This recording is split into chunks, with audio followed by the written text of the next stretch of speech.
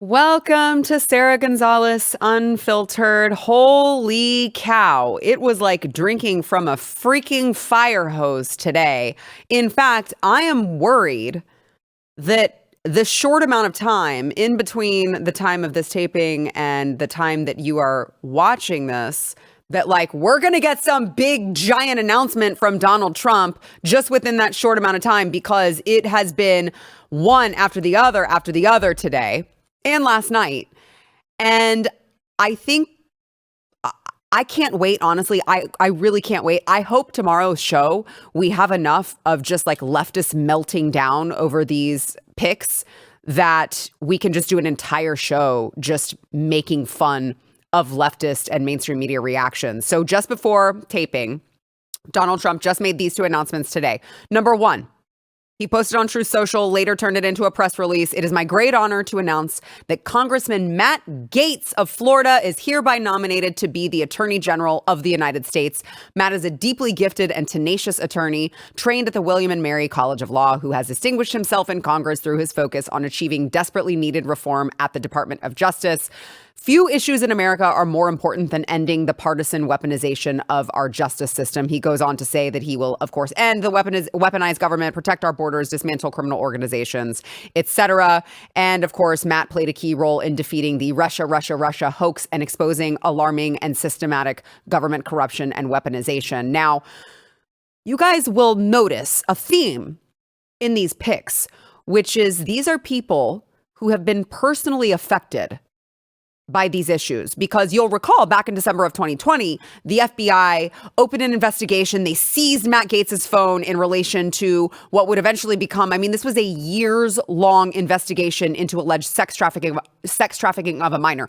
Not a small deal, right? So between December of 2020 and February of last year, 2023, all of these politicians who didn't like Matt Gaetz were able to use that against him. They were able to tell him, oh, well, you are a sex trafficker. Oh, well, he's under investigation for trafficking minors. He's a bad person. They were able to use that for years until February of last year. The DOJ announced that they were closing the investigation with no charges filed. There was also a separate report that said that this was all just made up just to hurt Matt Gaetz. So I think, listen, I love my great Texas Attorney General Ken Paxton. I love him. That would have been my personal pick. But I also never even considered Matt Gaetz to do this. So my mind is kind of blown right now. But I got to tell you, I don't hate it, because Matt Gaetz knows better than most people just what it means to have a weaponized Department of Justice, a weaponized FBI. And he is now going to be heading all of that as the Attorney General. So I would say that's pretty based. I'm not done with based Trump picks. Okay. He also announced, did I mention it was drinking from a fire hose today? He also announced finally Tulsi Gabbard. We were like, where is Tulsi Gabbard going to go? How has he not announced where Tulsi Gabbard is going to go yet? Of course, he filled SecDef, which we'll get into. Of course, he filled Secretary of State Marco Rubio. We talked about that yesterday. And so we were like, where is Tulsi Gabbard going? Well, this afternoon, he announced that he has tapped her for the Director of National Intelligence. He said, I'm pleased to announce that former Congresswoman Lieutenant Colonel Tulsi Gabbard will serve as the Director of National Intelligence for over 2 decades. Tulsi has fought for our country and the freedoms of all Americans. And, he mentions she was a Democrat presidential candidate. That's quite the journey. That's quite the turnaround for Tulsi. And he says that, Tulsi will make all of us proud. So trust me when I tell you, there will be so many leftist meltdowns over these picks. There will be so many leftist meltdowns over the pick that I want to also get into later on, which is, of course, Pete Hegseth. Oh, they're really mad. But what we know already is that all of these appointments are, Matt Gaetz, Tulsi Gabbard. These are giant middle fingers to the left, to the deep state, to the bureaucrats, and to, of course, the intelligence community, which I realize I repeat myself when I say the deep state and the bureaucrats and the intelligence community, because they are, of course, one and the same. And I mentioned that Matt Gaetz knows this personally. Well, Tulsi Gabbard actually knows this very personally, just what it means to have a weaponized intel community. Watch. My own government has placed me on a secret terror watch list, targeting me as a potential domestic terror threat. Why? Political retaliation. I spoke out about how dangerous Kamala Harris would be to our nation if she were to be elected as president, and why the American people should be very concerned. Now, just before boarding a flight on July 23rd, my husband and I were pulled aside for additional TSA screening. Our electronics were swabbed for traces of explosives, and when we landed, my husband was pulled aside for another round of additional screening. On the next several flights that we took, our boarding passes were marked with the quad S, and we were subjected to in-depth searches by the TSA every single time, each time taking 30 to 45 minutes, every inch of our body patted down, every item in our carry-on searched and swabbed for explosive residue, and sometimes going through this all over again at the gate before being allowed to board the plane. Every time this happened, we were told by the TSA agent there, this is just a random selection. Now, that might have been believable if it had happened just once or twice, but 5, 6, 7, 8 times in a row, there's no way. On August 4th, federal air marshal whistleblowers came forward with very disturbing information. They revealed that I had been added to a secret terror watch list run by the TSA called Quiet Skies on July 23rd. This is the very same day my husband and I began to be subjected to those in-depth TSA searches. These are images of the TSA targeting package that the air marshals were given as part of their mission brief. I later learned that at least 3 air marshals were assigned to watch me every time I traveled in the airport and on the flight. TSA deployed explosive K-9 detection teams and a TSA explosive specialist. Now, this is extreme by any measure. What were they looking for? What kind of threat did they think I posed? What were they afraid that I was going to do? None of this made sense until I put all the pieces together. On July 21st, President Biden announced he was dropping out of the presidential race and endorsing Kamala Harris to be the Democratic nominee. On July 22nd, I did an interview with Fox News' Laura Ingraham about how dangerous a potential Kamala Harris presidency would be for our country. Here's what I said. Foreign policy decisions are being made by unelected people in the military-industrial complex who are profiting from us being in a constant state of war, and the national security state that has more power to undermine our freedoms and liberties when we are in a state of war. Kamala Harris does not have the strength to stand up to the military-industrial complex. The very next day, on July 23rd, the TSA placed me on the Quiet Skies domestic terror watch list in what I can only describe as the ultimate betrayal. Guys, she's going to be in charge of all of those people now. I'm not tired of the winning. I keep getting told I'm going to be tired of the winning. I'm not tired of the winning. We haven't even started yet. And he is just like, who can personally make sure, who has a vested interest in making sure to burn down all of the parts of the federal government, some might argue all of them, all of the parts of the federal government that need to be burned down? Tulsi Gabbard is going to be in charge of the people who did that to her. Based. This is like the word of the day. I cannot say that enough. Every single thing that I have seen come out of the Donald Trump camp in the last 24 hours has just been incredibly freaking based. His eyes are wide open. And for as much as people used to be like, oh, what are you talking about? 4D chess. Oh, 7D chess. You know, it's like, oh, whatever. Donald Trump isn't. You tell me that he hasn't thought all of these things through 110 freaking %. And I'm not done. Because he also last night officially appointed Elon Musk and Vivek Ramaswamy to, of course, run what was talked about during the campaign, but this is official now, to run DOGE, the Department of Government Efficiency. So Elon and Vivek, they will not be bureaucrats. They will be working from outside the government. And they say that they are going to examine bloated government spending, curtail unelected officials' influence, restructure federal agencies, and of course, with the goal of less bureaucracy and smaller, more efficient government, which we all benefit from. I know all the leftists who are melting down. We played some of their reactions. We played Jimmy Kimmel like, this is a terrible day. And it's not only bad for us, but it's also bad for the people who voted for Donald Trump. They just don't know it yet. Oh, let me tell you, okay? Let me tell all you idiots. You're all going to benefit from the smaller government. You're all going to benefit from less regulations.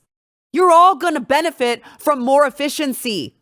You're all going to benefit from this, okay? We'll allow it.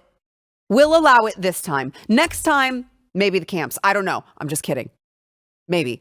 But this time, we'll allow it, okay? And so you've got all of these goals that, if done correctly, could just, transform America, which I guess, I don't know, is forcing the retards over at MSNBC, Lawrence O'Donnell looking at you, to perform like world freaking class mental gymnastics to try to somehow critique and criticize Donald Trump's new appointments in Elon and Vivek. Watch.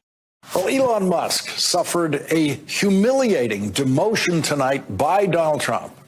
The theory that Elon Musk might become, in effect, a co-president or the real president, while Donald Trump, in effect, retires to a life of golf. Donald Trump isn't allowed to have people suffered a significant setback tonight when Donald Trump announced that he would give Elon Musk a job that does not exist and will last at most 18 months. Oh, no. And worst of all, Elon Musk, the richest person in the world, was assigned a working partner who, like Musk, has also never worked in government before. Oh, no. Vivek Ramaswamy. Oh, no. Who's not even a billionaire. Oh, no. Elon Musk didn't even get his own press release from Donald Trump. He had to share it. You're kidding. With Vivek Ramaswamy. Elon Musk got the first shared press release of any of Donald Trump's appointment announcements. Horror. And now Donald Trump is going to give Elon Musk 18 months to just recommend how to get rid of all the waste in government. Something Donald Trump discovered he could not do in 4 years. Donald Trump now just might know enough about government to know how humiliating this is going to be for Elon Musk. Elon Musk is going to fail miserably at the homework assignment Donald Trump has given him, an assignment that Donald Trump doesn't believe Elon Musk can do without the help of Vivek Ramaswamy. I've never seen something like that in my life. Okay, so this is bad because the same party who tells you that they hate billionaires is upset because Vivek is not even a billionaire. And also because they had to share a press release. So Elon is supposed to feel somehow slighted because Donald Trump has them teaming up together to tackle trillions of dollars of inefficiency, which is obviously not no one person. Elon Musk is amazing. No one person is capable of that, obviously. But really, what we should be paying attention to is Vivek is not even a billionaire. And also, they shared a press release. What a slight to Elon Musk. I watched it. I'm like, do you guys hear yourself? Do you even hear yourself? Like, no one in the entire world should ever take that man seriously. That is ridiculous. So let's show Donald Trump posting the announcement on Truth Social. This is Donald Trump is his own hype man, okay? He said it will become potentially the Manhattan Project of our time. Republican politicians have dreamed about the objectives of DOGE for a very long time. I look forward to Elon and Vivek making changes to the federal bureaucracy with an eye on efficiency and at the same time making life better for all Americans. Importantly, we will drive out the massive waste and fraud which exists throughout our annual $6.5 trillion of government spending. They will work together to liberate our economy with more efficiency and less bureaucracy will be the perfect gift to America on the 250th anniversary of the Declaration of Independence. I am confident they will succeed. So let's look at the impact that these guys are going to have together. Because remember, I mean, Lawrence O'Donnell's like, oh my God, he assigned him a working partner because he doesn't think he can get it done by himself. I mean, you're talking about $6.5 trillion. It may need more than one set of eyeballs, dumbass. Okay? So Elon is, tackling government waste here. Elon is making, listen, woe if true. If he can actually achieve this promise, your life gets demonstrably better. A promise to cut government spending by a third. Watch. I've only got one question for you, and then I'm getting out of here because this is your stage. But we set up DOGE. Yes. How much do you think we can rip out of this wasted $6.5 trillion Harris-Biden budget? Well, I think we could do at least $2 trillion. Yeah! Yes. $2 trillion. I mean, at the end of the day, you're being taxed. You're being taxed. All government spending is taxation. So whether it's direct taxation or all government spending, it's either becomes inflation or it's direct taxation. Your money is being wasted, and the Department of Government Efficiency is going to fix that. We're going to get the government off your back and out of your pocketbook. This is what people voted for. This is what people want. America's just not just going to be great. America is going to reach heights that it has never seen before.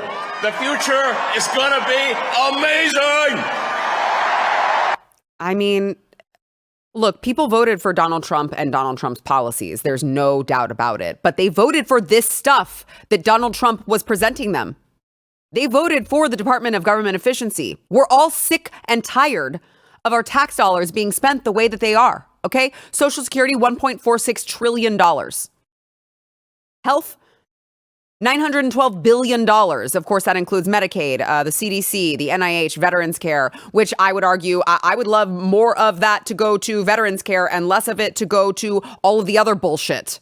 Okay, $874 billion for Medicare, $874 billion for national defense, $671 billion for income security, food stamps, unemployment, housing assistance, $305 billion for education, $137 billion for transportation.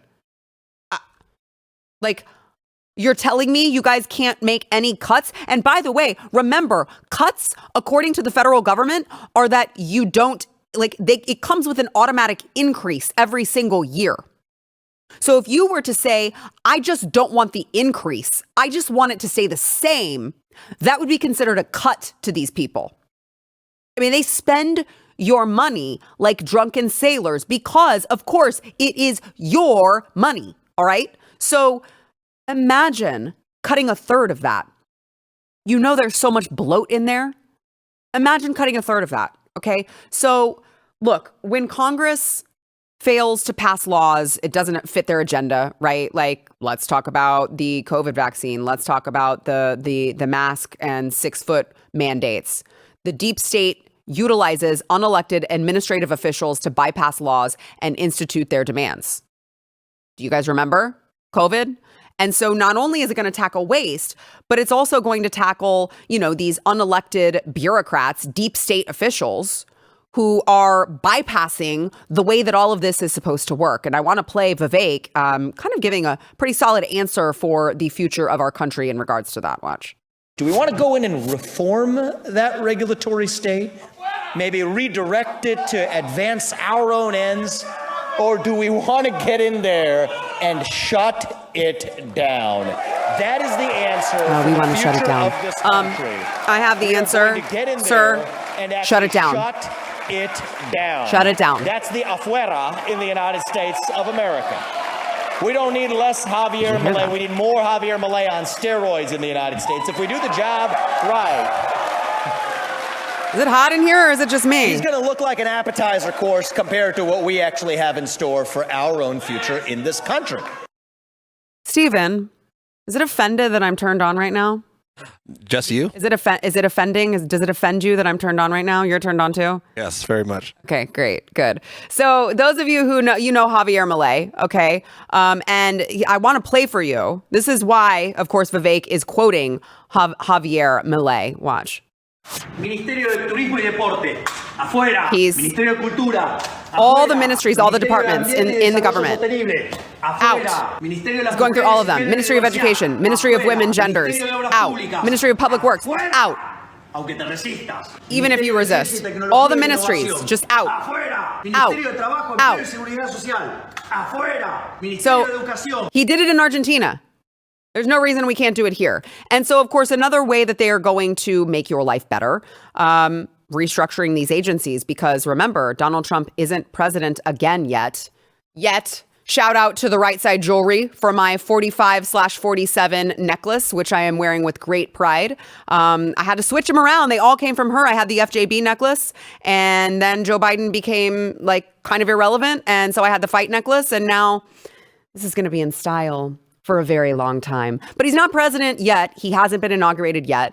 But he's very adamant on shutting down the Department of Education and sending it back to the states. Watch.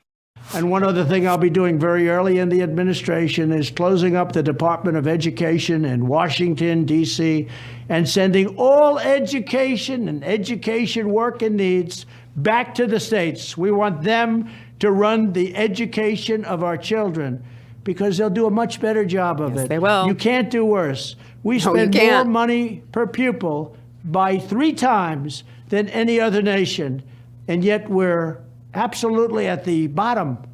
We're one of the worst. It's true. So you can't do worse. We're going to end education coming out of Washington, D.C. We're going to close it up, all those buildings all over the place, and you have people that in many cases hate our children.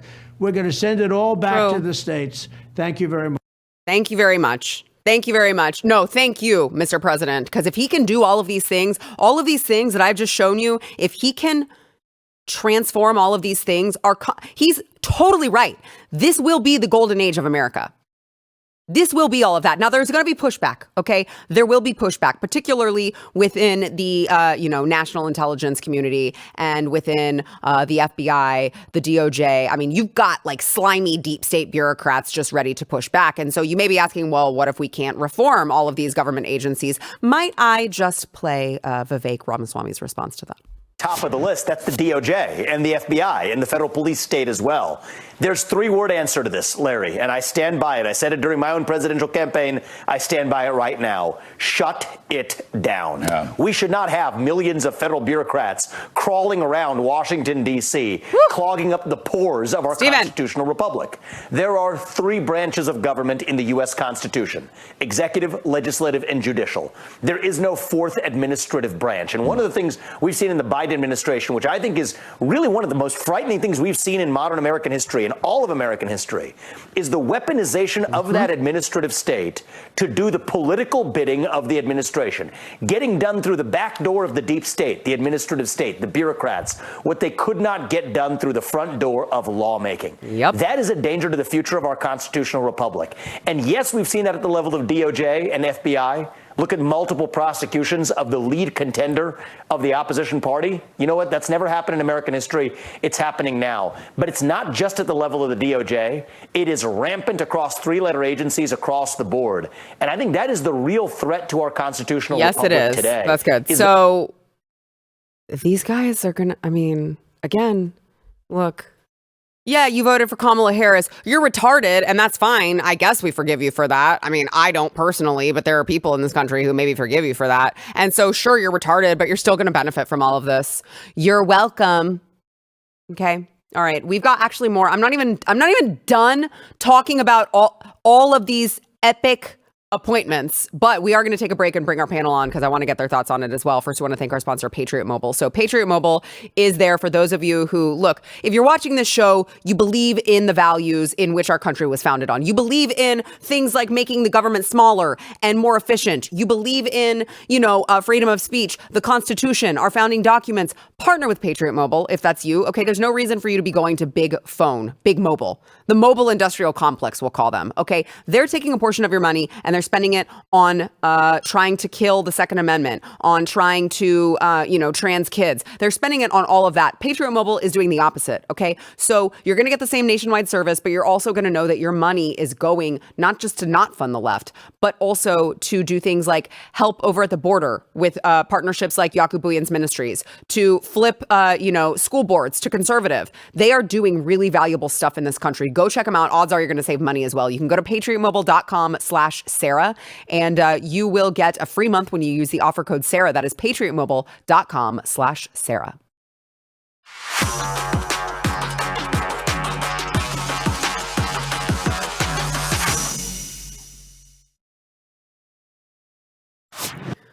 All right, welcome to the show. We have Jason Buttrill, chief researcher of the Glenn Beck program, along with Logan Hall. He is our Blaze Media digital strategist. And I can't wait to hear what you guys think about all of these picks. But I do want to bring into the conversation, I haven't even gotten a chance to talk about Pete Hegseth, who was tapped as Secretary of Defense. So he announced this, and I would say the more I look into it, it's super freaking based, just like the rest of them. But the left is very upset about this. And I want to play a clip that maybe explains why the left doesn't like this guy. Watch. I'm straight up just saying we should not have women in combat roles. It hasn't made us more effective, hasn't made us more lethal, has made fighting more complicated. We've all served with women and they're great. It just, our institutions don't have to incentivize that in places where not traditionally, over human history, men in those positions are more capable. So, guys, naturally, the first person who decided it was their place to weigh in on this is, of course, a woman who's never served in a combat role, Elizabeth Warren. Who tweeted out, a Fox and Friends weekend co-host is not qualified to be the Secretary of Defense. I lead the Senate military personnel panel. Am I sounding like whiny and annoying?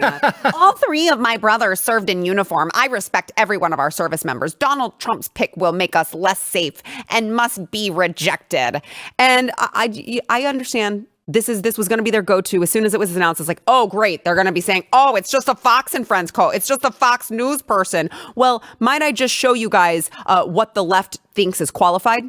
Okay. Rachel Levine for Assistant Secretary of Health, Sam Brinton, who is wearing a dress and lipstick, Office of Nuclear Energy, Pete Buttigieg as the Secretary of Transportation, except for the time when he was chest feeding his baby out on paternity leave. And so I just would like to point out to the left, he does have military service. He's currently a major in the Army National Guard. He was 2 times awarded the Bronze Star for service in combat zones in Iraq and Afghanistan.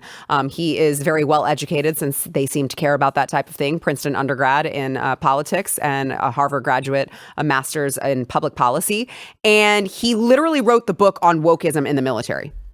There it is, right there. The War on Warriors, behind the betrayal of the men who keep us free. And so he has gone on explaining that I think I'd love to get your thoughts, particularly, Jason, obviously you are former military, so I'd love to get your thoughts on this.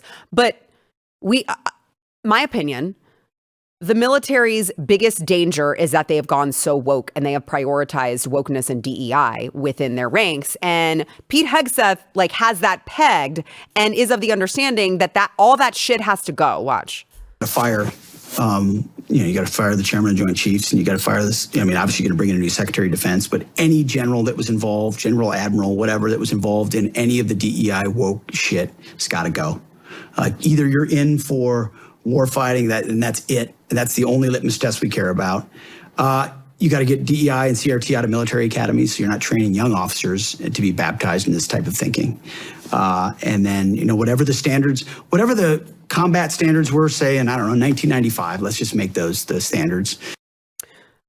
I mean, sure, if your qualifications are you must be heavily embedded with like Raytheon or some defense contractor, then like, oh, wow, he's not qualified. But let me go to the expert first. Am I misreading this? Am I giving him too much credit? Like, I'm actually very excited about this. I will say I've gone through a process on this pick, and it's come around. So let me start with my first initial reaction. Was, yes, he was a major, but that's a mid-level rank in the military. Typically that can be overlooked if they have, like high-level managerial experience. So you talk about like McNamara back in, JFK era and LBJ era. People were like, whoa, McNamara, but he was like a CEO, and that's been mimicked a lot over the years. So I was concerned in the beginning that if you're thinking about the potential of World War III or the potential of multiple different military major regional wars, is this guy capable of moving tens of thousands, hundreds of thousands of troops to multiple different theaters of war? Right. That's not his skill set. He wouldn't know anything about that. He just wouldn't. He's not a high level general. He doesn't know about managing 10,000 employees, doesn't know anything about that. So at first I was like, I don't understand this. I don't like it. And I'm a huge Trump supporter, and I'm all about breaking the system. But that's my gut reaction. But then I started thinking about it more last night, ad nauseum a lot. Trump has not had a great response from establishment generals. Just has not. Mattis completely stabbed him in the back. And I loved Mattis. I served under Mattis. Other generals, rumors. Really, like committed treason or something. That was my next point. Yeah. Like potentially calling our adversaries. The establishment does need to be broken, especially in this case. Now, if you remember, what was the very first thing that Lloyd Austin did under Joe Biden? Wore a face shield. Or a face shield. No, the second thing, Logan, did he do? He stood our military down to go woke. That's what he did. And to root out all those crazy white supremacists, Tea Party Nazis, whatever they were calling them at the time. That was the first thing they did. I kind of think, and I have no idea, I don't have an inside track into them, I kind of think that this is their opening salvo to fix that. I've read some of his book, Pete's book. I've heard multiple different podcast interviews. He's talked about how we need to fire some of these people that were against Trump in the very beginning, that were clearly turning their back on a change in the system. The entire system came after Trump. I mean, there were Vindman, for crying out loud, because he could not handle the fact that we were doing it a different way. The military is infested with that, especially the staff level officers at the very top are infested with that. We need a different approach. We need to weed out those people that are all on board with this DEI woke bullcrap. We need the people that think in the old ways to either be forced to think in new ways or to be gone. My personal opinion is that's what this is.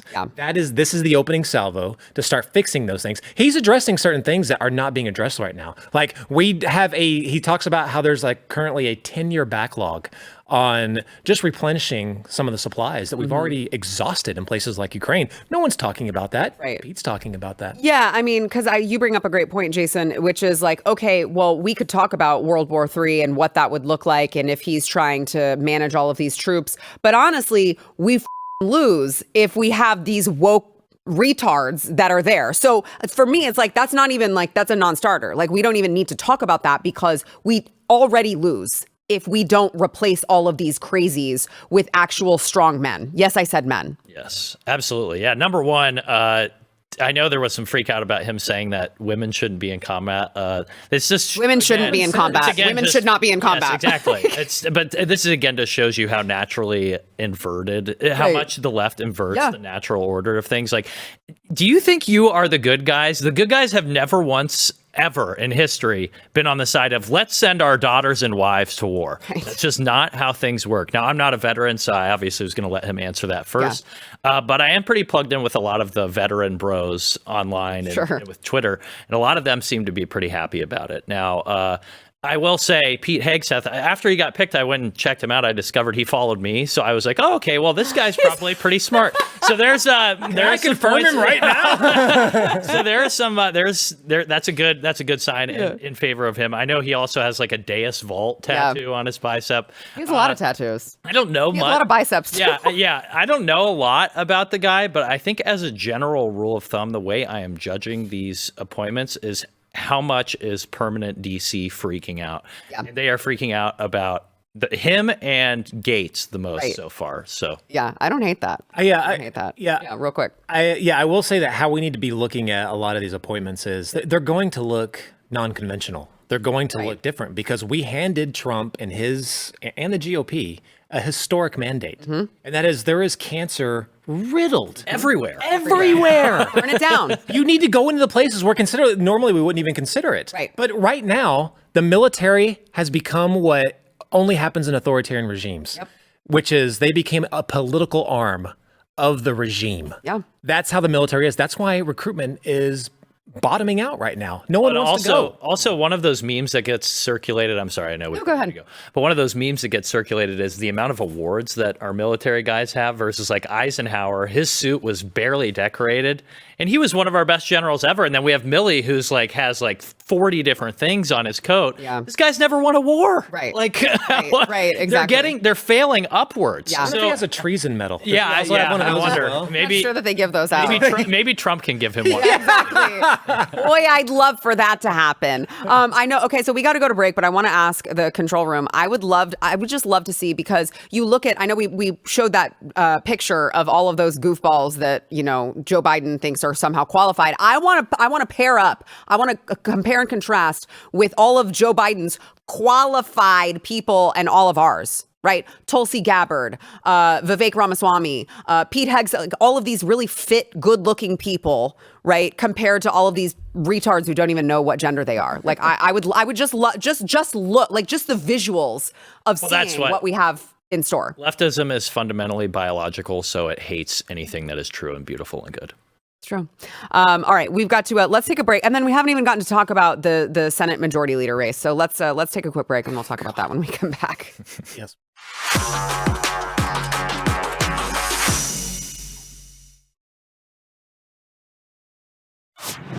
Well, we will have a new Senate Majority Leader, and it's not the one that I would have picked. So, of course, it was all in secret.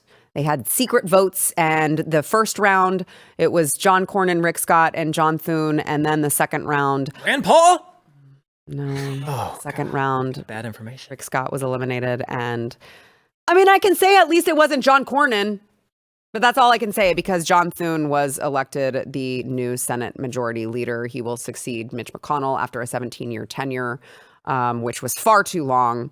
And I don't know. I'm trying to spin this positively. Kind of like the only thing that hasn't been great. Right, because Donald Trump wasn't in charge of it. Yes. Right? You had to trust all of these slimy senators, I guess.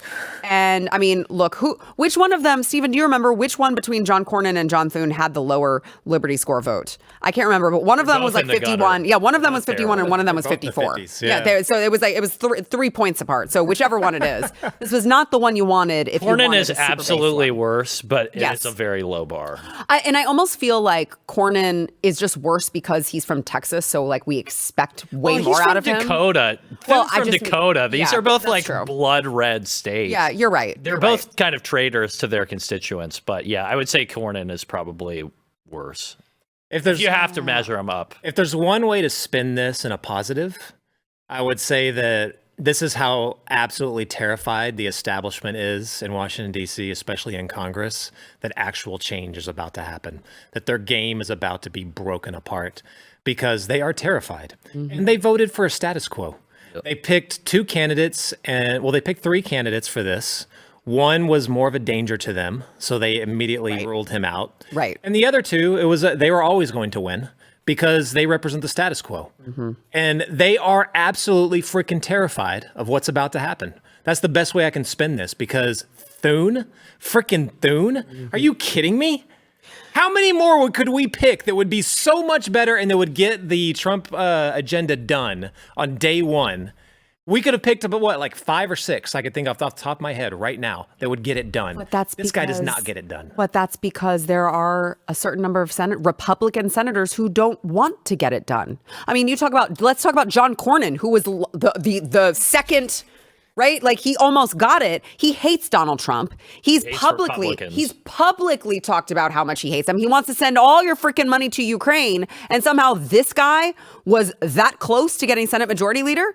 Yeah. I mean, he is an embarrassment to the entire state of Texas. If we had time, I would play my confrontation of John Cornyn, but we don't have time. None of us like him. I mean, we were at the Texas GOP convention and he gets booed when he gets on stage there. We don't claim him. This guy wants gun control, mass immigration, open borders, endless foreign wars. Yep. He is nowhere. He's completely out of step with the Republican voters in this country. And that's part of the problem, is that the American people are right-wing. They're fundamentally a right-wing people, but they've had left-wing government for like 60 years. And Cornyn represents the key part of the problem, is that Republicans elect Republicans to office. They think they're getting one thing. They always get something different, except for Trump in the past few decades. He was the one guy who actually decided to represent them, and that's why they hate him so much, because he's not controlled opposition. That's what the GOP fundamentally is. You have to break the GOP. Now I fundamentally think traitors are worse than enemies, and the GOP, a large significant portion of the GOP are just straight up traitors. I agree with that. And because you're held to a higher standard when you're supposed to be one of us. Yeah, and you expect this sort of behavior from the Democrats, who are our opponents, but then you have so much sabotage within your own party, and I think that's why they fundamentally you have to break.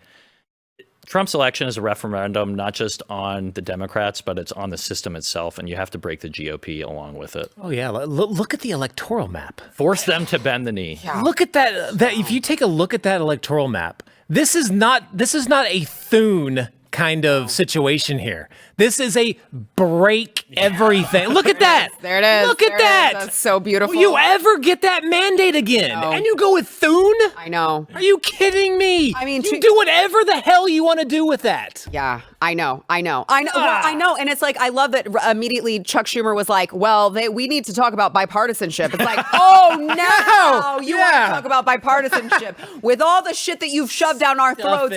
You want to talk about bipartisanship. No, this is how this is going to work. This is our time, and you come to the table or not. I don't really care, because we're all in power, right? Like, that's how you handle this. You know what? Can I just say? Yeah.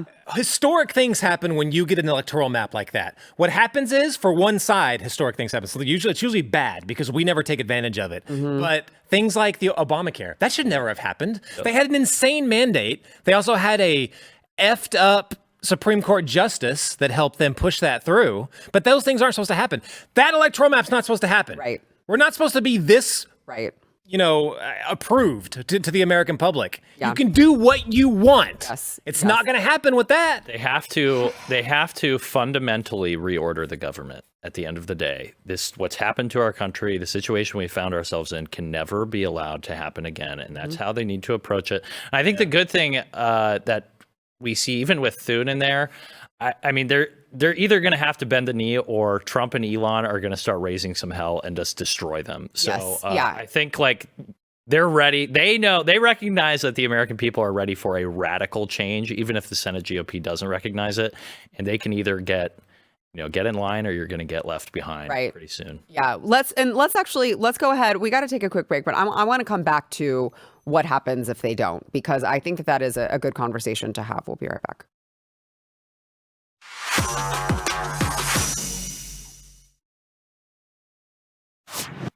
So let's talk about some of John Thune's votes. Let's see. In 2022, he voted to bail out the post office and stick Medicare with the bill. He voted against defunding the OSHA vaccine mandate in 2021. He voted to raise the debt limit in 2021 to 28 trillion, kajillion, a billion, whatever it is at this point. Doesn't matter. 2022, he voted to pass the 1.5 trillion omnibus funding Joe Biden's vaccine mandates and reauthorizing the Violence Against Women Act. He voted to fund the war in Ukraine through the end of Joe Biden's first term with a $40 billion aid package. This is not the guy for the moment. This is not the guy. But I do want to go back to what Logan was saying here, because you referenced Elon Musk and Donald Trump, who will make their lives a living hell. And I do believe that they will. But you also have, Elon, by way of he's already threatened. He's like, I will raise so much freaking money and we will defeat you if you guys don't follow through with this America First agenda. And you have to believe that these guys are so addicted to power that they will fall in line simply for that reason only. Yeah, and that's the hope. I think, if you go back and look at some of Thune and even Cornyn's stuff, they're sitting there like posting George Floyd tributes and bragging about Ukraine and taking pictures with Zelensky, and then Republican voters, just all the comments are like, we hate you. Stop. You're terrible. But I think now, that is the good sign, is that they're just going to have to, their backs are against the wall right now, and I think that they're going to have to answer and deliver, or else they're going to be in a world of hurt. Case in point, I will add one thing here. John Thune is up for re-election, I think, in 2029? 2028, I think. 2028. Yeah. So, but John Cornyn, I don't think he runs again now. He's 2026, I Yes, and I don't think he runs again after this. If he was majority leader, he does. I don't think he does after this, which would be great, because we need to get him the hell out. Let's hope the good people of Texas can find a worthy replacement for him. Well, the big problems is we don't primary in places like Texas. We just assume they're just going to win, Well, whatever. but to be fair, he has Mitch McConnell's war chest. He probably would win. I'm just being honest. Maybe if you pick a Chip Roy or just someone who has that brand recognition that could get past all of that. Or Paxton. Ken Paxton. But I can't blame them for feeling that way, is my point. Right. I don't want to say this because I'm about full separation of powers. I cannot stand the federal government at any level. And so I want it to be as dysfunctional as possible. I don't care what government is in the world. I want every government to be dysfunctional and implode at the end of the day. So I do not like the executive branch getting involved in the legislative branch. Yeah. So maybe you know where I'm going with this. Well, the problem right now is there is no executive branch. It's all the legislative branch. Congress has all the power. The executive branch has zero power. Trump should just take over the Senate in recess, honestly. I will push back a little bit. I think Congress gave up all of their power to special interests in the bureaucracy. They did. I think they delegated all of that away to places like OSHA or places like the ATF, places like that. I think actually Congress could use to take some of their power back. But I do not like it when the executive gets involved with the legislative. That being said, I think that in this case, since we have frickin' Thune, I think that the threat of J.D. Vance taking over the Senate is a possibility. I normally would not agree with that. Normally, I would not agree with that. In this case, I'm leaning that direction. I hope it doesn't come to that. Can we just get Emperor Baron Trump already? Let's be done with this farce. Let's continue the Trump dynasty for 1,000 years, and let's just say we tried it. It failed. We're going to do something new now. He might be the tallest emperor in recorded history. Well, when you hear about all of the insight that he was giving to Donald Trump that ultimately led to his reelection, it's like he might have a career for himself. It's a political mastermind. He's 18 years old. He might have a career for himself. I'd be here for it. Okay, by the way, I just want to give Logan props here. You were somehow prophetic in getting J.D. Vance to sign your MAGA hat. Yep. That's incredible. I knew he was going to be the vice president. You knew it. You called it.